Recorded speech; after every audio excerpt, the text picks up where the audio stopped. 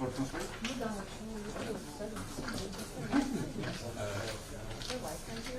Yes.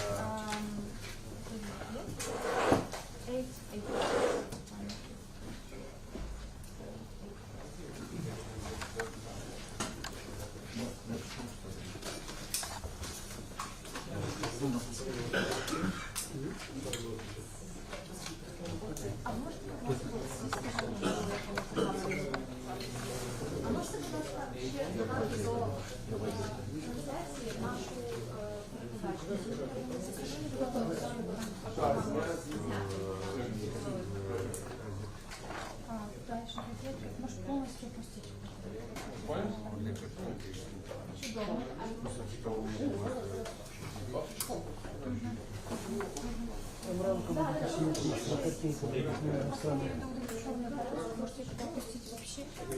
Получится, что один спикер будет без чего-то, то есть один с сыром, будет непонятно, что какая будет уже.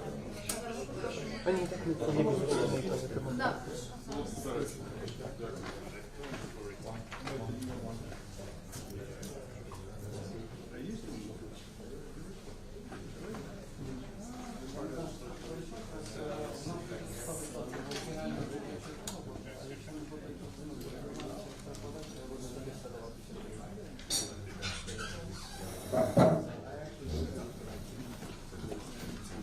А зараз?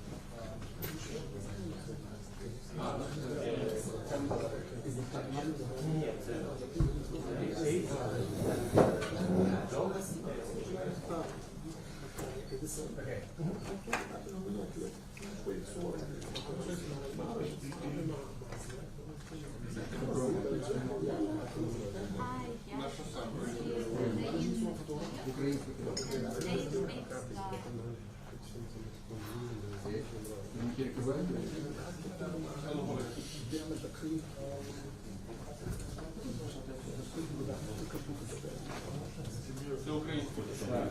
Нет, да? Да. У меня три пятна. А какие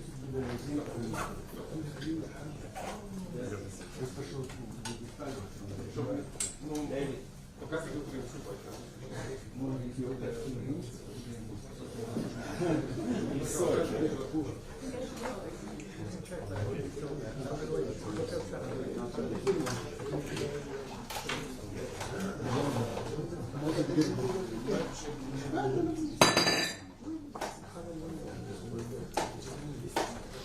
Я просто вибачив.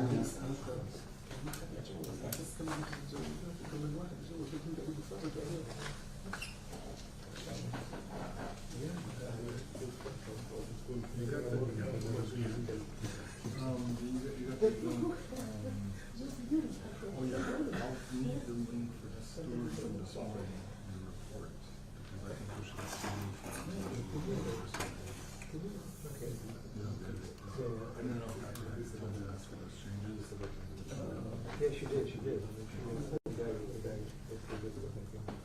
So what are you going to do? No, I agree with it.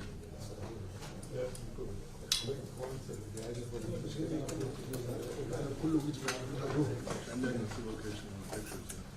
The location of the picture. Please attention.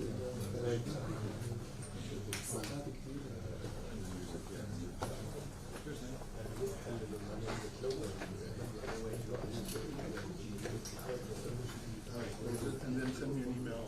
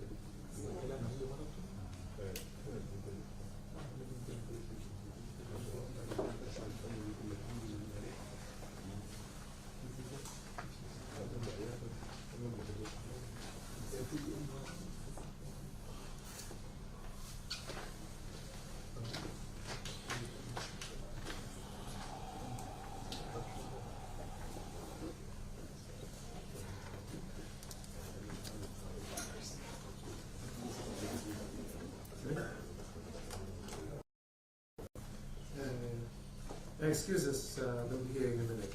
My name is Christianovsky, I'm a spokesperson for the UN Human Rights Mission in Ukraine. And the speakers will be Volker Türk, who's the High Commissioner for Human Rights, the head of the mission here, Matilda Wagner, and Farina Shamdasani, who's the spokeswoman for the High Commission in Geneva. And they're still discussing sort of last minute things, and we'll be hearing from them.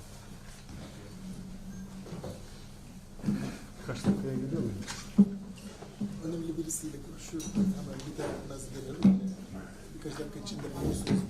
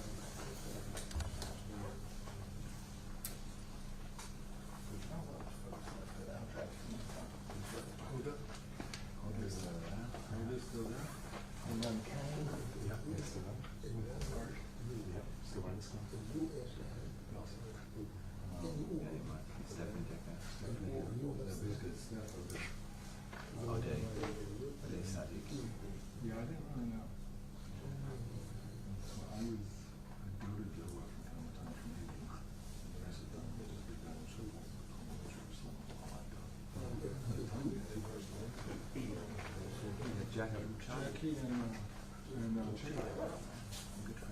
good friends.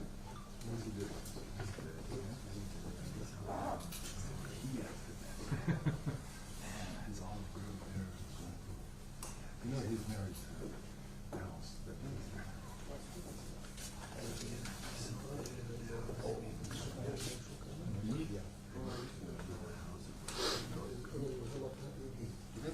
They have another thing. The first one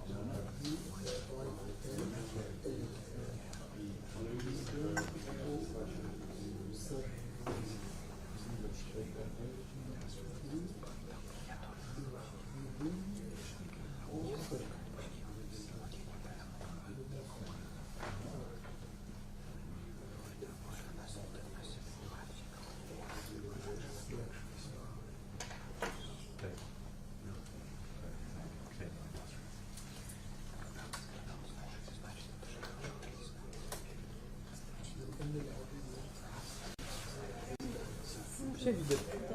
Супер.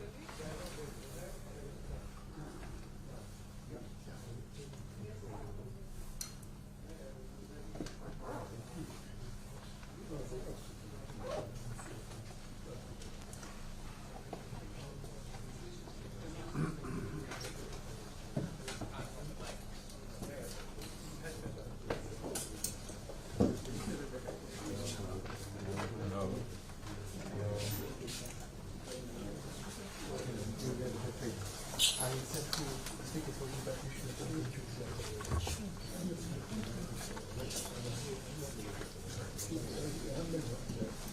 Do you want to?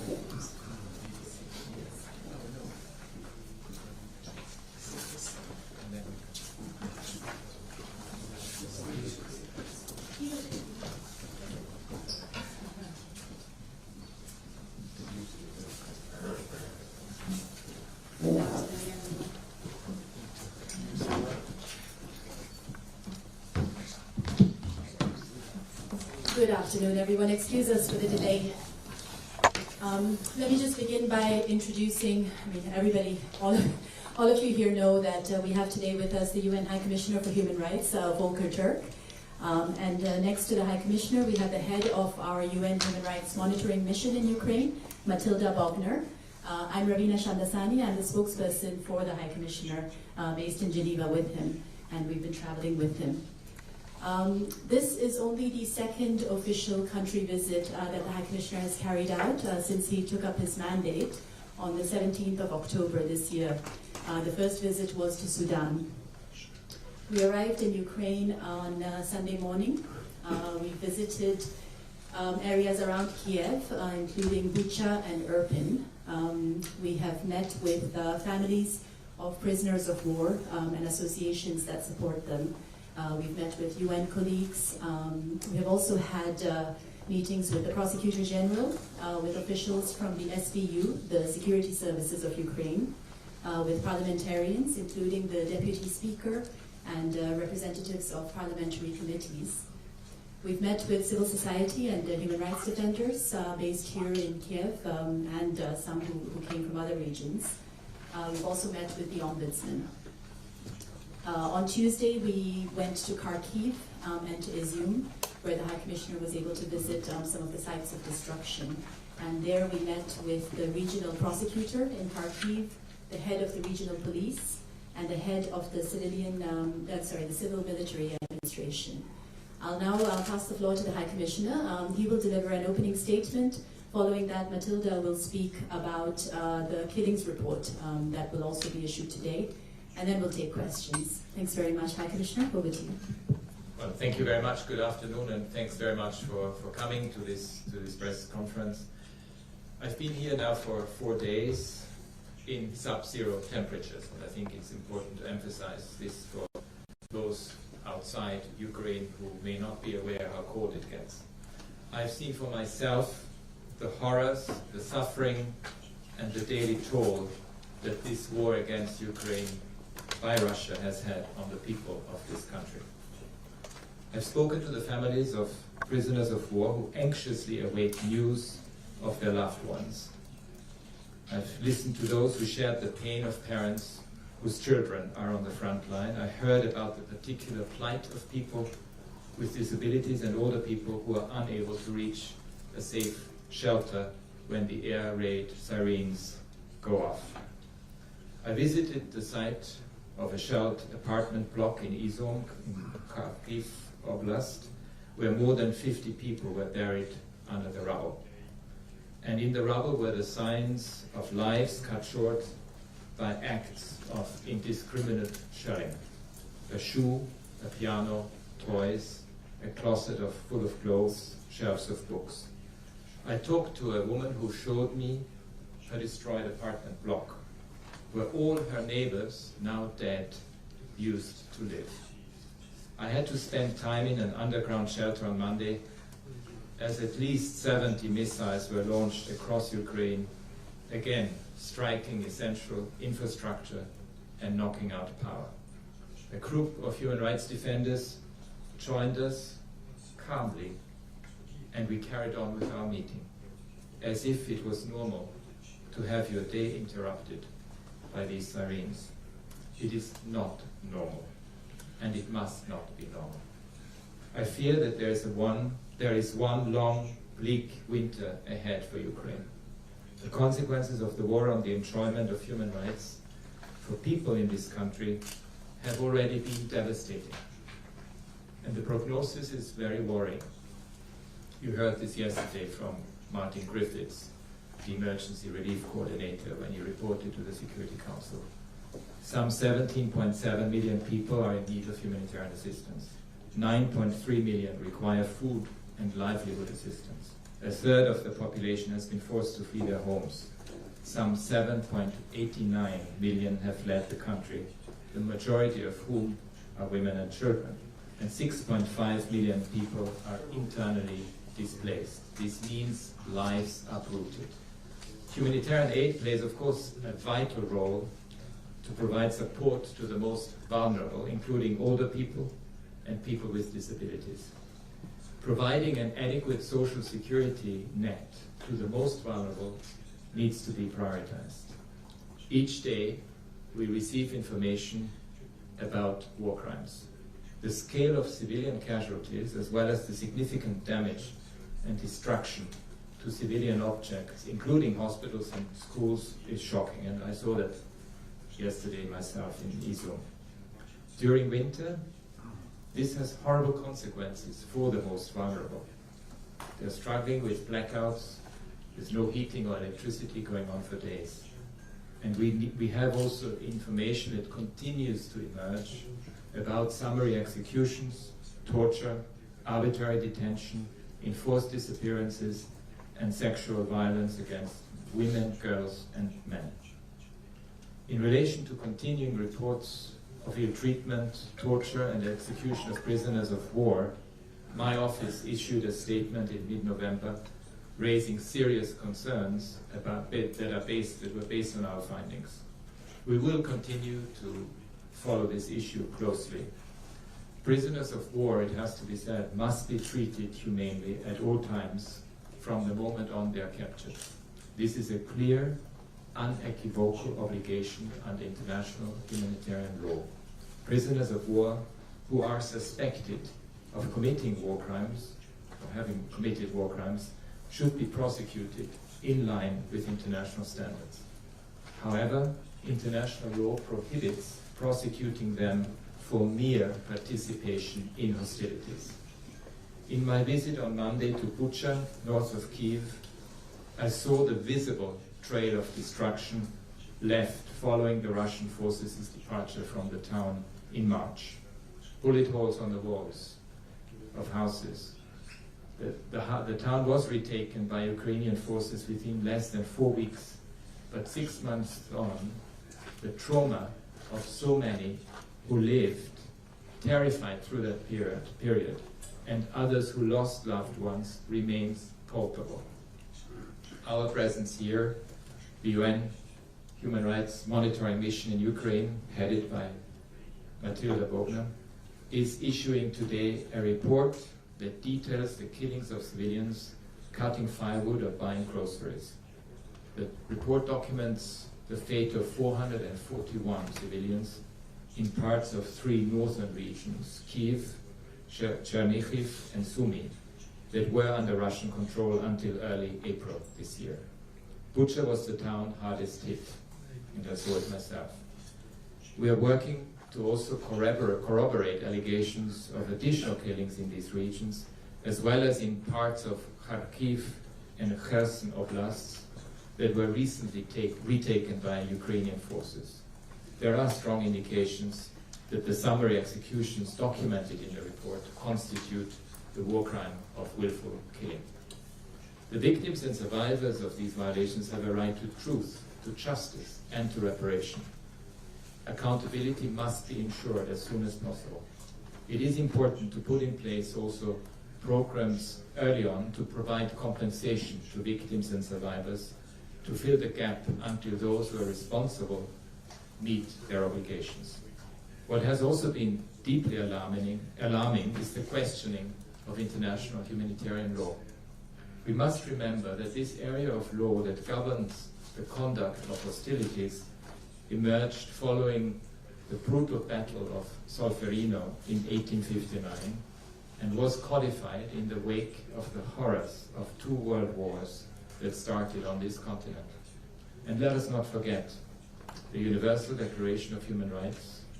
We will celebrate it on the 10th of December this week. That declaration was drafted in direct response, and I quote, to the calamities and barbarous acts experienced by the peoples of the world during the Second World War. International humanitarian law is an important achievement of humanity and an obligation. My plea is to everyone engaged in hostilities to respect it fully, especially in the most difficult, most emotional circumstances. International humanitarian law is stronger than its violation by any state. A violation by one party does not legitimize violations by another. I urge justice for all victims, whoever they are, with respect for their dignity and humanity. The imperative for accountability is not altered by the affiliation of the victim or the perpetrator. All allegations of violations of international humanitarian law and international human rights law by whomever and wherever committed must be promptly investigated and brought to justice under a fair and independent legal process. Such an approach is also essential to strengthen the rule of law in Ukraine. As one human rights defender who I met this week said, it is crucial for Ukraine to hold on tight to the values of a free society, grounded in respect for the rule of law and human rights, including the freedoms of expression, the rights to a fair trial, the freedoms of religious belief, the right to social security, the whole host of civil, political, economic, social, and cultural rights, and not to lose them in the fog of war.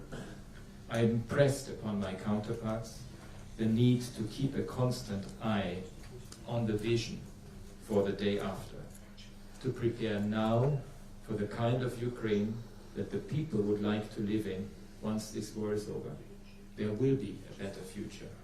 For this, human rights must be the guide. This means building social cohesion among the different communities and ensuring the rights of the most vulnerable, ensuring equal access to the distribution of essential services for those most in need, including people with disabilities and older people, with women among the most deeply affected and without discrimination. It means ensuring a fully functioning judicial system that delivers fair trials and justice to the people, ensuring that allegations of violations, recent violations and since 2014 are acted upon with urgency and transparency, investigated and followed through with prosecutions, ensuring that laws under consideration are fully in line with international human rights standards. Civil society must be free to thrive, express their opinions, and to help build a society that is strong through diversity. I have been encouraged by the openness of the authorities and their engagement with my office, with the monitoring mission here in Ukraine. In addition to our monitoring work, we have also been providing advice on laws that require amendment, including law number 2108-9, which in March introduced criminal liability for collaborating with an aggressor state. The law contains provisions that are vague while imposing harsh penalties. We are calling for it to be amended to bring it in line with international standards, as mentioned in my meeting with parliamentarians earlier this week. My office will also follow up on this very specific law with recommendations, but we have also shared our concerns with Parliament on the draft law on citizenship and the draft laws on media. My office in Ukraine has been working in an uninterrupted way since 2014, reporting, working with civil society, advising the government on compliance with international law, and responding also to our findings. Our mandate includes the monitoring and the reporting on all violations committed on the territory of Ukraine, irrespective of the perpetrator. It is important for us, not least because of this full responsibility, to have access to the occupied areas of Ukraine, from where we also continually receive report of violations. We have not had recent access, but are continuing to seek it. My representative here in Ukraine will now speak to you in more detail about our report on killings in northern Ukraine, the report that we're issuing today. And on my part, let me stress that the most effective way to stop the running catalogue of cruelty from continuing is to bring an end to this senseless war in line with the UN Charter and international law. My most fervent wish is for all people in Ukraine to enjoy the right to peace. Thank you. Thank you very much, High Commissioner, and good afternoon, ladies and gentlemen. By the end of October, our monitoring mission in Ukraine had documented cases of summary executions and attacks on individual civilians in 102 villages and towns of the 3 regions, Kiev, Chernihiv and Sumy. The killings took place between the 24th of February and the 6th of April and were committed by Russian armed forces while they controlled these areas. We documented the deaths of 441 civilians, which includes 341 men, 72 women, 20 boys and 8 girls. We are still in the process of corroborating an additional 198 alleged killings in these areas. The report and the accompanying annex examine the circumstances behind 100 of these killings in more detail.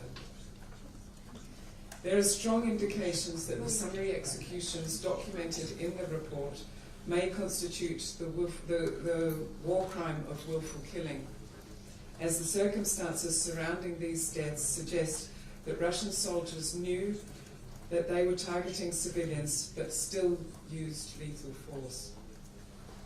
A mere text message, a piece of camouflaged clothing, or a record of previous military service could have fatal consequences. Russian soldiers brought civilians to makeshift places of detention and then executed them in captivity. Many of the victims' bodies were found with their hands tied behind their backs and gunshot wounds to their heads. Some victims were summarily executed on the spot. Civilians were targeted on roads while moving within or between settlements, including while attempting to flee the hostilities. We found that most killings occurred in the town of Bucha, 5 kilometers northwest of Kiev. During 12 visits to Bucha, we documented the killings of 73 civilians between the 4th and the 30th of March. We are in the process of corroborating 105 additional alleged killings of civilians in the town. Very little has been achieved in holding both the direct perpetrators and their commanders accountable. The government of Ukraine is facing difficulties in investigating and prosecuting the crimes in light of the sheer volume of allegations and forensic challenges. To date, we have found no information that the Russian authorities have been actively investigating or prosecuting any of these cases. We reiterate our call for the Russian Federation to promptly investigate all violations of international law and to bring those responsible to justice. Thank you.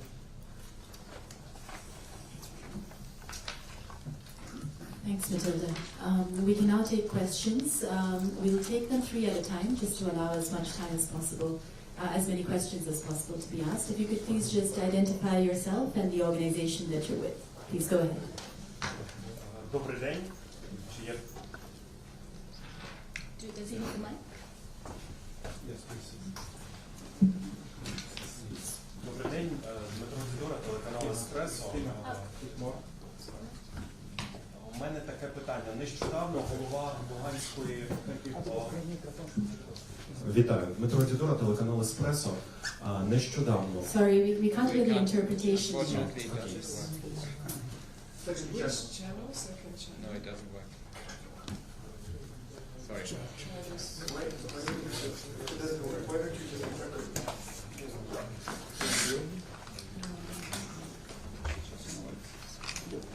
Perhaps Katya or someone can just interpret for us.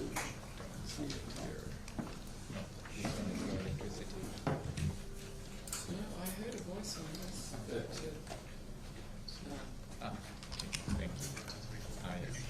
Yes, this Yes, works. I can. Yeah. Yes. Yeah. Вітаю. Дмитро Федора, телеканал Еспресо. Нещодавно голова Луганської обласної військової адміністрації оприлюднив фотографії страти цивільних громадян на території моєї рідної Луганської області. Чи отримували ви вже ці фотографії, чи комунікували з владою стосовно цих нещодавних світлин, які опублікували? Та чи знаєте ви вже про саме Луганську область, страти цивільних, адже є багато повідомлень про переслідування людей?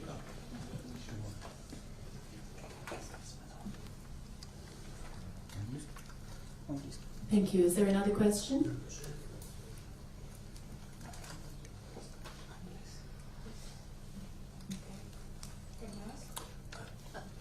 Microphone, please. Thank you. Ginger Sprans from Varias. I'm wondering, can you name the person or persons who are responsible for these killings? And it's possible, another question. What would be the best way how to bring those criminals to justice? Thank you. Can I ask one more question? Yes, please. Доброго дня, мене звати Гудзірина, я журналістка Суспільного. Наше питання стосується розстрілів російських солдат у Макіївці. Чи верифікували обидва відео з місця події, чи дійсно вони справжні, зокрема і те, де російські солдати відкрили вогонь під час здачі у полон? Отож, яких взагалі очікувати результатів розслідування? І ще одне питання, якщо можна. Міжнародна правозахисна організація Amnesty International назвала розслідування Міжнародного кримінального суду по Україні вибірковим правосуддям. В організації наголошують, що розслідуючи воєнні злочини в Україні, суд відмовляє іншим країнам у правосудді. Чи дійсно це так, чи це просто російські наративи?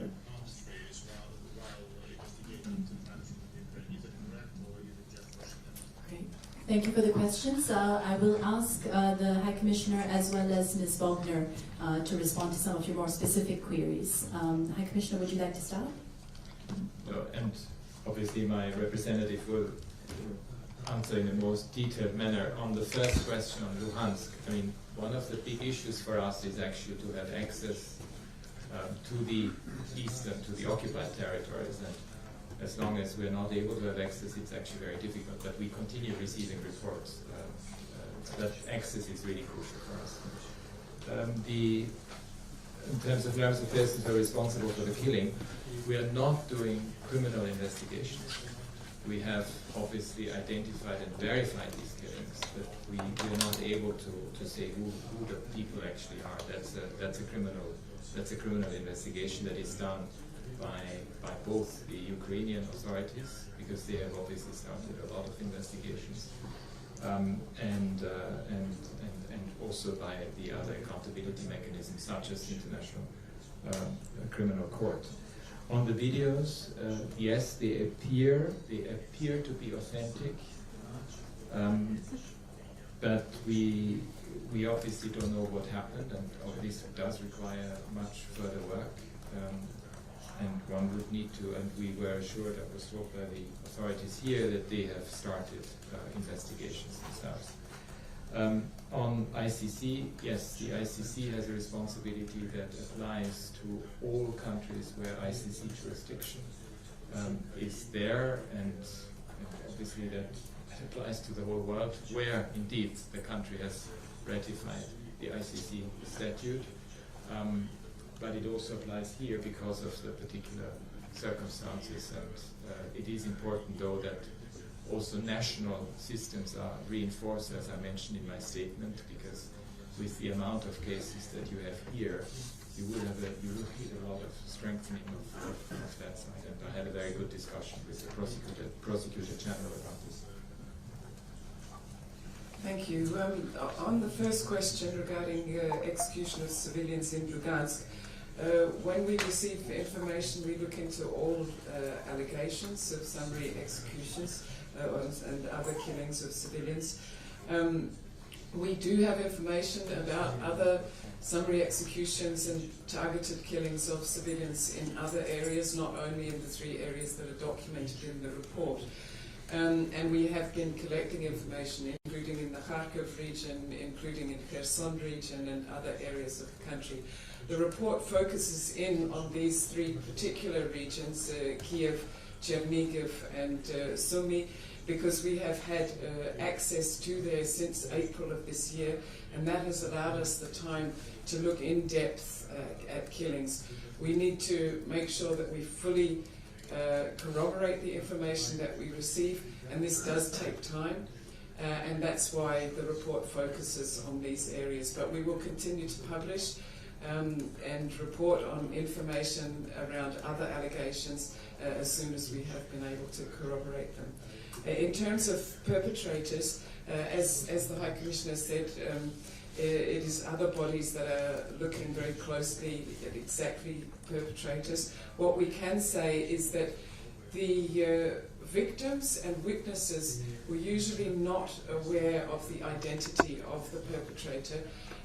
They could describe certain details and features such as their ethnicity, the language that they were speaking, some signs in terms of uniforms that they were wearing, but they would not have details such as the name, the rank, and so on, usually of perpetrators.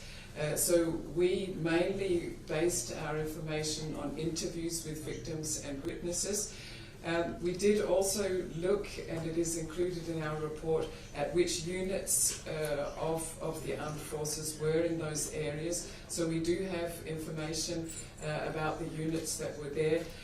But in terms of matching that with the specific individual perpetrators, we haven't been able to go that far at this stage.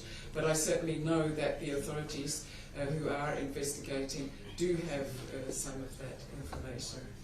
And I think the High Commissioner answered in relation to the questions. Thanks. Any further questions?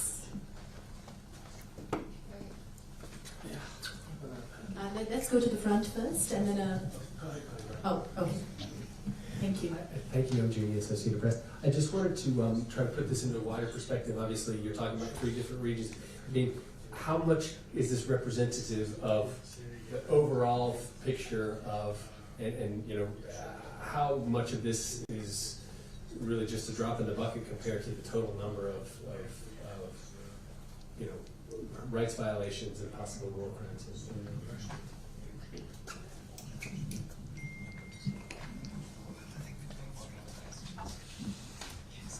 Please go ahead.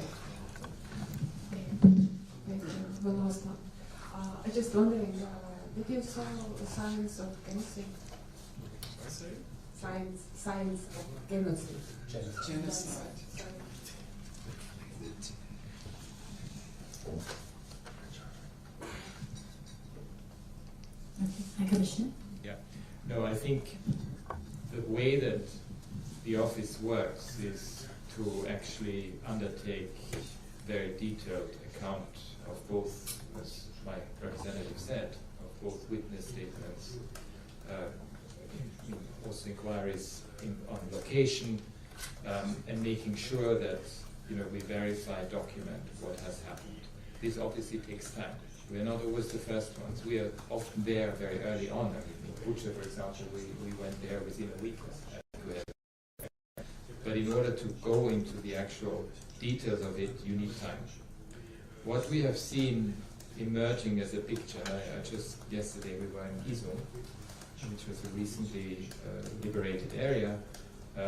You have, and we continue receiving reports about summary executions, enforced disappearances, and people who, for instance, destruction of hospitals and schools, and the type of what I mentioned about the multi-story building, that there was a multi-story building destroyed with 50 people dead, at least 50 people, because we don't exactly know, there may have been more, but some of it was so destroyed that you couldn't identify that. So there are indications of a pattern that is very troublesome. And on genocide, we are focusing on the documentation of what we see on the ground. And so, as we were saying in this case, the war crime of willful killing is one that with very strong indications. To go into the whole very complex legal determination whether something is genocide is not what we are able to do. That is for a court to decide, but not for us to be able to say. Mr. Older, would you like to supplement? Just to say on the situation of summary executions and targeted killings, as the High Commissioner said, we are looking in other areas. We do see, we have been documenting cases of summary executions in the Kharkiv region, for example, in the Kherson region. What I can say, what our report finds, is that Bucha was had an unusually high level of summary executions. It was a real point where we saw very high numbers of summary executions.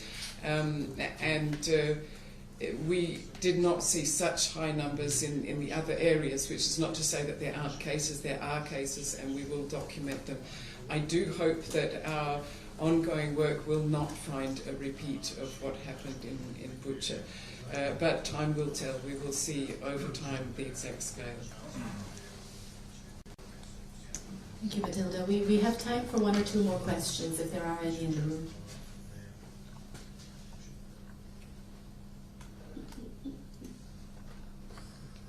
All clear? Thank you for coming. The statement will be sent to you by email, as will the press release linked to the killings report. Thank you very much. Thank you.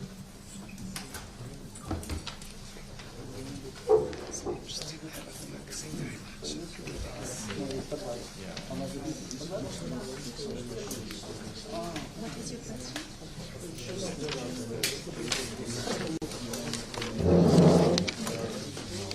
Sorry, I didn't understand what you were saying.